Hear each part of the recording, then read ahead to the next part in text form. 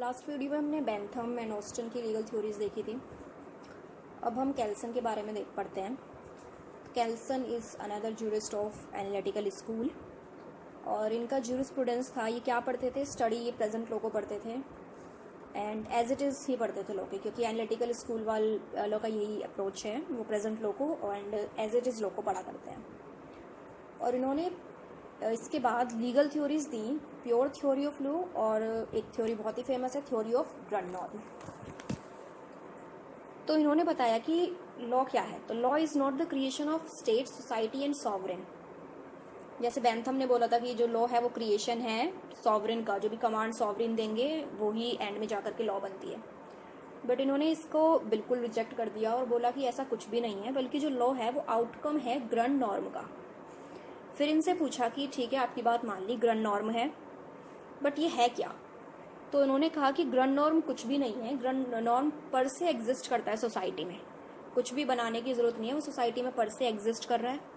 और कुछ भी ऐसी चीज़ जिसका मिनिमम एफिकेसी है वो ग्रंड नॉर्म बन जाता है। फिर इनसे पूछा कि मिनिमम एफिकेसी का मतलब क्या है अब? तो उन्होंने बोला कि मिनिमम एफिकेसी का मतलब है मिनिमम फॉलोइंग और रिकॉग्निशन। मतलब कोई एक particular number of people, particular number of individuals अगर किसी चीज़ को फॉलो करने लग जाएं तो वो ग्रंड नॉर्म बन जाता है। ठीक है, तो जिसका मिनिमम इफेक्टिवनेस क्रिएट हो जाता है सोसाइटी में, जिसको सोसाइटी के लोग फॉलो करने लग जाते हैं पर से अपने आप ही, वो ग्रंड नॉर्म बन जाता है और वही लॉ है। तो हमें कुछ भी ऐसे अपनी तरफ से बनाने की ज़रूरत नहीं है। सोवरेन या फिर सॉवरेन का कमांड नहीं है, क्रिएशन नहीं है, बल्कि एक पर से ही एग्जिस्ट कर रहा है।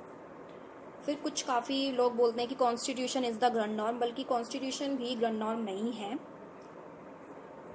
क्योंकि कॉन्स्टिट्यूशन को भी हमें पढ़ना पड़ता है। तो constitution is not a Grand norm, constitution is just a norm. लेकिन कॉन्स्टिट्यूशंस का जो बेसिक स्ट्रक्चर है, जो उसके प्रियम्बल में लिखा हुआ है, जैसे कि इक्वालिटी, फेटर्निटी, सेक्युलरिज्म, सॉवरेनिटी, ये है ग्रंड नॉर्म, क्योंकि ये हम अपने आप ही, सोसाइटीज़ को अपने आप ही फॉलो कर रही है। इक्वालिटी किसी ने बोला नहीं है, कहीं लिखा हुआ नहीं था पहले से कि इक्वालिटी हमें फॉलो करनी है, यूनिटी में रहना है, फेटर्निटी, सेक्युलरिज्म, ये सोसाइटी अपने आप ही पर से इसको फॉलो कर रही है। किसी फियर या फिर किसी साइकोलॉजिकल कमांड की वजह से नहीं, अपने आप ही फॉलो कर रही है, बिकॉज ऑफ फेथ। तो सबके साथ इक्वल ट्रीटमेंट करना, सेक्युलर अप्रोच रखना, ये है ग्रंड नॉर्म। ये अपने आप सोसाइटी में आए हैं, इसके लिए इसको हमको कभी कहीं लिखा हुआ नहीं है ये, और इसी के बेस्ड पर हमारे लॉज बनते हैं आज के टाइम में। और ये जो पीपल फॉलो करते हैं लॉ को, is not because of fear और सम साइकोलॉजिकल कमांड और साइकोलॉजिकल फियर। तो उनके हिसाब से जो कैल्सन थे, लॉ का जो होना चाहिए वो डी साइकोलॉजिकल कमांड की बात करते हैं। मतलब फेथ की वजह से लोग फॉलो करते हैं, किसी डर की वजह से फॉलो नहीं करते हैं। तो इन्होंने बेंथम की जो डी साइकोलॉजिकल कमांड वाली थ्योरी थी और सेकेंड की जो लॉ है वो सॉवरेन अथॉरिटीज़ बनाती है backed up by the sanction, इन दोनों को ही रिजेक्ट कर दिया और कुछ ग्रंड नॉर्म एंड साइकोलॉजिकल बताया लॉ को। और जिसका भी मिनिमम इफेक्टिवनेस होगा, जो भी norm is followed by the certain number of people, जिसका भी मिनिमम एफिकेसी क्रिएट हो जाएगी, वो ही बाद में जाकर के लॉ बन जाता है। तो लॉ जो है वो ओरिजिनेट होता है ग्रंड नॉर्म से, जो मिनिमम एफिकेसी क्रिएट कर दिया जाता है। और जो कमांड होती है वो साइकोलॉजिकल कमांड होती है। और ये जो थे स्टडी लॉ को एज इट इज़ पढ़ते थे और ये बोलते थे कि कभी भी हमको लॉ को जब पढ़ना है तो बिल्कुल एलॉन पढ़ना है, उसको अकेले पढ़ना है और किसी अदर ब्रांच के साथ उसको मिक्स नहीं करना, फिजिक्स, सोसाइटी, इन सब के साथ मिक्स नहीं करना। तो इस वजह से इसी थ्योरी को इनकी प्योर थ्योरी ऑफ लॉ का नाम दिया गया। तो कंप्लीट आइसोलेशन में पढ़ना लॉ को, इस थ्योरी को उनको प्योर थ्योरी ऑफ लॉ बोला जाता है। और ये कॉडिफिकेशन के भी अगेंस्ट थे। इन्होंने बोला कि जो ग्रंड नॉर्म है, जो सोसाइटी में लॉ है, वो स्टैटिक नहीं है, वो चेंज होता रहता है, keep on changing according to the, जैसे जैसे सोसाइटी इवॉल्व होगी वैसे वैसे हमारा जो लॉ है, जो ग्रंड नॉर्म है, वो भी चेंज होगा। तो इस वजह से अगर हमने कॉडिफाइड कर दिया तो उसका जो लॉ का इवोल्यूशन है वो रुक जाएगा। तो ये कॉडिफिकेशन के भी अगेंस्ट थे। तो ये सब इन्होंने थ्योरीज दी और आज के टाइम में भी हम देखते हैं कि काफ़ी सारी जो लॉ में चेंजेस आ रहे हैं वो इसी थ्योरी पे बेस्ड है। जैसे कि अभी रिसेंटली हमने 377 को पार्शियली हटते हुए देखा है। तो ऐसा तो है नहीं कि 377 पहली बार कोर्ट के सामने आया था, पहले भी काफ़ी बार आया था, लेकिन पहले जितनी भी बार ये आया एक मिनिमम एफिकेसी क्रिएट नहीं हो पा रही थी। जितने लोग उसे फॉलो नहीं करते थे, मतलब मानते नहीं थे, वॉल तोड़ रहे हैं, फेवर में नहीं थे उसके, उतने उससे ज़्यादा लोग अगेंस्ट में थे, तो इसलिए तब वो कभी चेंज नहीं हुआ। लेकिन आज के टाइम में 377 को हटाने के लिए एक मिनिमम एफिकेसी क्रिएट हो गई है, सोसाइटी डेवलप हुई है, तो उसी के साथ सोसाइटी की थिंकिंग भी डेवलप हुई।